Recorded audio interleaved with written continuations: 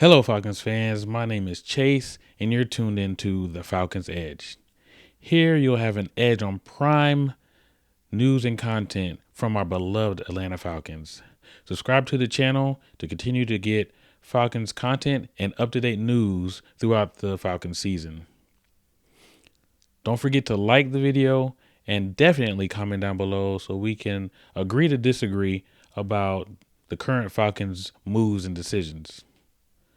Today, we're talking about the Falcons' 2023 first round draft pick, Bijan Robinson. That's next.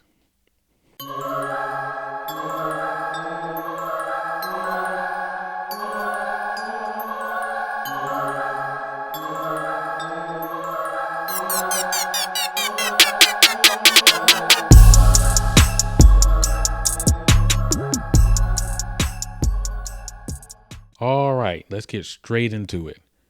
Bijan Robinson is a running back from the University of Texas, the Longhorns. He's a native of Arizona, and when it comes to his attributes, he's 5'11", 215 pounds. He ran a 40 time of 4.46 seconds. He has blazing speed, y'all. That's good stuff. That's good stuff for a running back, right? So when I initially was looking at some of Bijan Robinson's film, his highlights and everything before the draft, what I initially saw was he was very elusive. He was hard to bring down. He had quick feet, and he had also awesome balance and strength. All things you really like to see in a running back. His highlights were really, really good. And it also reminded me of a Christian McCaffrey type. Just when it comes to his how Christian McCaffrey is so multifaceted, that's what I was seeing in Bijan Robinson. He's multifaceted. He could catch the ball, run the ball, obviously, and pass block pretty decently. You know what I'm saying? So those are things you wanna see. If you can put him anywhere on the field, hey, listen, Christian McCaffrey was a beast. He was all over the field. And he was hard to scheme for a defense because you didn't know where he wasn't just lining up in the backfield. He'd line up on the line, slot. He'd be anywhere. You can put him anywhere, and he's gonna make a play.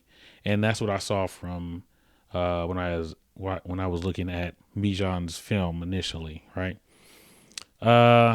Once I did a little bit more of a deep dive, I started to realize that he had great vision, could see the hole, even if it was a very small hole. He could see the hole. He see people coming, adjust. He had great misdirection, and his jump cut ability is crazy from what I was seeing. And I think that just goes along with his vision because he, like I said, he could see the player coming. He needs to hop out, and his peripheral is really good. So just that's what you need as a running back if you want to last long. Have that vision to see somebody coming, maybe get out the way. You protect yourself, you protect your body, and you're able to play longer that way. Speaking of that, missing tackles, let's talk about his missed tackle rate. His missed tackle rate for last year was 39.4%. That's pretty good. The average is 20.4%. So he was almost at 40% missed tackle rate when the average is only 20.4, about 20%. So let me tell you, that's great. And like I said, it helps him, if he's breaking leg tackles and everything like that. He's a tough person to bring down.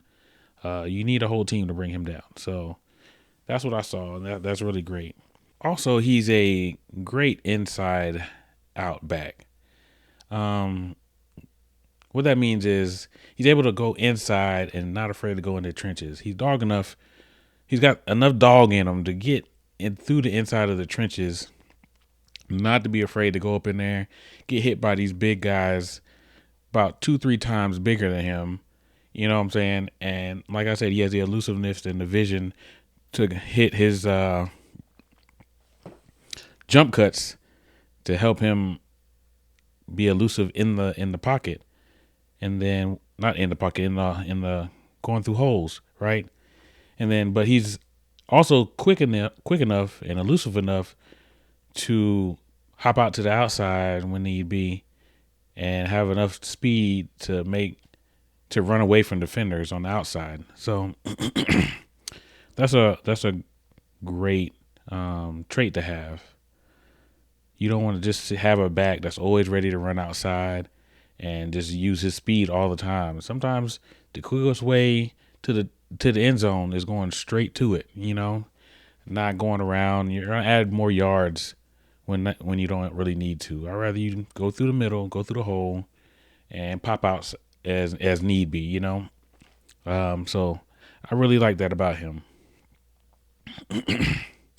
Another thing that I noticed was his catching ability. He has great hands for a running back. I watched his interview, and he said that he played a lot of 7-on-7 in middle school and high school. And when he played his 7-on-7, he was solely a wide receiver. He didn't play any running back. He was just a wide receiver. So I believe that helped him through his, understanding the route tree and everything like that throughout those years of doing that 7-on-7. It only enhanced his running back career later. So how that would help him though is, you're gonna put a linebacker on this guy, right? So get him out here to do a real route. He can catch the ball. That's a great thing. Some running backs can't really catch like that. They just run. So having that real route out there, or you can put them on the line. You can line up them on the line, and they're gonna sacrifice a cornerback? Maybe they might have to with his speed. But how the NFL linebackers are now, man, they're super fast. They're just as fast as the running backs. So, but he has enough elusiveness that he should be able to get away from either way. If his speed isn't working for the linebackers, his elusiveness and being able to miss tackles and break tackles and stuff like that is going to definitely help him out regardless. But he's definitely fast enough he should be able to to have those linebackers having nightmares before the game, having night sweats and stuff like that, thinking about what they're gonna do, trying to guard this guy. So that's just that about that. He should be able to handle them. What I noticed that he could work on and could clean up on is his routes, like his breaks in and out of routes. I noticed they weren't as crisp and clean as what you might see from a wide receiver. But that's small. That's something small, and you can work on something like that in training camp and everything like that. He's still a young back rookie, so he has time to improve those type of things. So I'm gonna let the coaches handle that in camp, and I'm pretty sure that by the time week 1 hits, he'll be all right. So this is the one maybe weakness I saw from Bijan is his pass blocking was mediocre, decent. I don't think it was anything to write home about. I believe he's strong enough to take the contact from those big D ends, edge rushers, D linebackers, D line and linebackers coming through the holes. But I don't know. It's just I think he understands who he needs to pick up and everything like that. It just didn't look as he might not be as comfortable with it as you might want him to be. Sometimes he would throw a shoulder instead of really blocking him and stuff like that.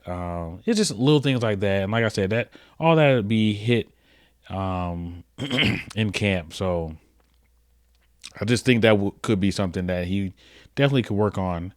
Like I said, it was just kind of mediocre, decent. It wasn't anything great. So I definitely think he could work on that. So when it comes to Bijan coming to the Falcons, I really think that was a great move for him personally because he joins an already stacked offense He has Algier and Cordell Patterson in the running back room with him. So he's not necessarily needing to take 100% of the snaps right away. You know what I'm saying? So, because we already have two running backs, even though Cordell's getting older and might not be taking all the reps, but you have a second year running back still fresh that should be the starter. So if Bijan doesn't become the starter, so he has somebody he can share reps with, and I don't believe he's going to be expected to take all the reps right away, and he's not going to get beat down into the ground by the first quarter of the season. You know what I'm saying? And I think that's a good thing for him that he came to us, because, like I said, we have Drake London, Kyle Pitts, Jonnu Smith, Desmond Ritter, and a returning O-line that did wonders in the run blocking last year. So that lineup he has, it's not solely on his back, and I think that's good for him. Yeah, I think that's good for him. So I think we were the best spot for him. So now I'm gonna grade him, but this is gonna be a little bit different. I have two grades. I have a grade as Bijan the player, and I also have a grade for the Falcons back office. Let's go ahead and go with the grade for the player. I believe Bijan is a A player. I gave him a grade of an A. He's everything you want in a running back. Like I said, he can run the ball, great vision, balance, quick feet, able to miss and break tackles, catch the ball out of the backfield, line him up anywhere on the field, and he can make plays for you. Like I said, a little bit like Christian McCaffrey. You know what I'm saying? And he was a problem. He was definitely a problem. So I definitely like that about him. So I give him an A. Well, when it comes to the Falcons drafted him at 8 overall, I'm gonna go ahead and give the Falcons back office a B- on that one. I didn't think we needed to get Bijan. I believe he had a close resemblance to Tyler Algier, somebody we already have. I feel like Algier is kind of that bruiser back, kind of like Bijan is. That's when I think of Bijan, I think more so of a bruiser, because he likes to go up inside the middle of the trenches, stay north and run straight, and if he needs to pop out and miss tackles, breaks tackles like that, he can. And I feel like Tyler is the same thing. Maybe Bijan, I believe Bijan is a little bit better of a back than maybe Tyler, but if we already had somewhat of a Bijan Robinson on the team, I was thinking more so we could get more of a speedy running back, more like Jahmyr Gibbs is what I was thinking. Somebody to complement the hard-hitting style of Tyler Algier, and Tyler comes out there, and you better be ready to hit him, and then you come out here and you bring Jahmyr Gibbs in on the next play. Hey, if you look the wrong way, Jahmyr's gone. He's to the house. You missed him. It's time. You might as well sit back and pull up a chair and watch the show like everybody else, because that dude is fast, and he's gonna get out there and get some yards. You know what I'm saying? So I like that thunder and lightning type of thing. I like that, and it reminds me of what I was thinking more so of is like the Saints, how the Saints had Alvin Kamara and Mark Ingram. Those two were a problem. You know what I'm saying? And us as Falcons fans, we know Falcons. We played them twice a year. We know they were a problem. You know what I'm saying? And for that reason, because Mark Ingram, hey, you better be ready to bring almost a whole team down to hit this dude, to bring him down. And Alvin is a beast. You know what I'm saying? So and that's more so what I was thinking about when if we were gonna draft a running back at 8. I thought it would have been somebody a little bit different than what we already had. But at the same time, I understand why they went that route. Bijan was the best running back in the draft. In this 2023 draft, he was the best running back. So at 8 overall, get the best running back, I believe. So I just felt like, getting a little bit of a speedy running back to help out Tyler, and then I think they would play off of each other really well. But, who am I? I'm just a Falcons fan, a regular Falcons fan, and I'm not a scout or anything like that. So, you know, it is what it is, right? So, to be honest with you, at first, I did not, I don't know if I didn't like the pick, but I was just a little like, whoa, we went running back. But then as I sat back and watched the rest of the draft, I understood where Arthur Smith was coming from. When you sit back and you think about who your head coach is, it made a lot of sense. Arthur Smith loves to run the ball. He's an old school coach, and he loves to just pound it down your throat with the running game, right? And if you think about our games last year, a lot of times we stayed in those games because of our running. He would, but I know there was a few times watching some of the games, and about 98% of the calls on the drive were run calls, and it would get us down there. We would score, maybe a touchdown, maybe a field goal, but it kept us in the game. And it also controlled the clock management, and it made those defensive linemen and everybody tired. If you have to block those big old linemen all the time, like it gets tiring for the defense, So it was a big part of our game. So I definitely understand why they went that route with running back. I was very surprised going that route with running back because the Falcons haven't picked up a running back in the first round since I don't know when. Maybe Michael Turner days, maybe even Jamal Anderson days. Man, I don't know.